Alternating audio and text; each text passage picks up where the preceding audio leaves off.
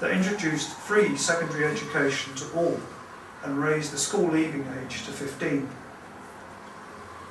A new Ministry of Education was set up to direct local authorities, which were expected to provide secondary schools.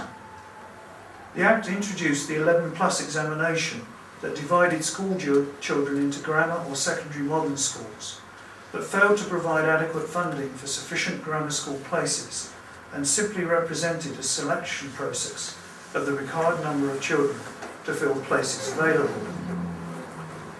It was criticised as divisive, as secondary schools quickly became regarded as the place for failures that train the skill for future manual workers. The education budget was cut at the time of the Korean War, and the Labour government failed to meet its school building targets. In the conduct of foreign policy, the post-war Labour government did what it could to preserve the interests of British capitalism abroad, and in 1946 troops were active in Germany, Greece, Iran, India, Egypt, Palestine, Malaya and Singapore. Ernest Bevin, Labour's Foreign Secretary, made his commitment to British capitalism in the House of Commons when he said, "I am not prepared to sacrifice the British Empire, because I know that if the British Empire fell, it would mean the standard of living of our constituents would fall considerably," by which of course he meant that British capitalism would suffer from the loss of colonial profits. But the influence of British capitalism was in decline, and a cash-strapped government was obliged to grant independence to India in 1947, an event that intensified rivalry between Muslim and Hindus and led directly to partition. It also withdrew from the Palestine-Arab-Israeli conflict in May 1948, but retained a commitment in the Middle East to protect the Suez and British capitalism's oil interest, particularly the controlling interest in the Anglo-Iranian Oil Company. Protecting British capitalism's control of the Middle East oil was a key component of Labour's foreign policy, but awkwardly in direct contradiction to its avowedly anti-imperialist rhetoric. The Labour government also used troops in Greece to suppress the wartime anti-fascist resistance that threatened a return to the status quo, on the pretence that Russia might take over Greece to force itself on Middle Eastern oil, by now the preserve of British and American capitalism. Excuse me. This period of history is also eventful for a number of other reasons. During this period, capitalist superpower rivalry between Russia and America over future spheres of influence, a confrontation that became known as the Cold War, dominated the global agenda, boiling over to the Berlin crisis and the Korean War. Also during this period, the US government made funds available under the Marshall Plan to guarantee the US export market and ensure that business-friendly governments were reinstalled in Europe and elsewhere.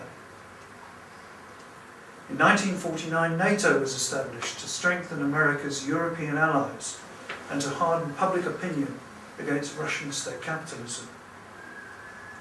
And it is also in this period that the Labour government ordered the construction of the atomic bomb, a topic that will be dealt with by Richard in his session this afternoon. By the general election of February 1950, the hope for a better world had all but evaporated, and Labour's majority was reduced to 5.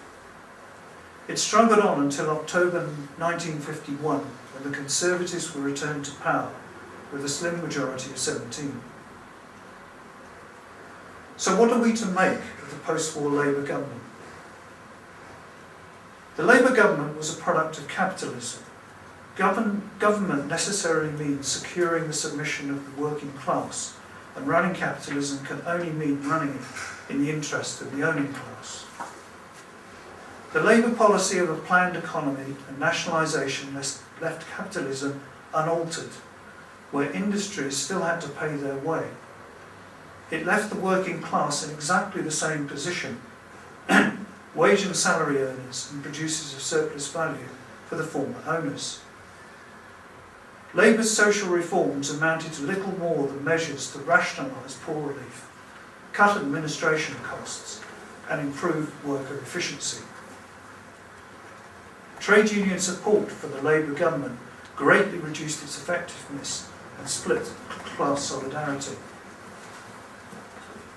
Returning then to the title of our day's call, Labour Government 1945-51, Hope and Deception. Did the Labour government represent hope? Here the answer, of course, is yes, at least in the beginning.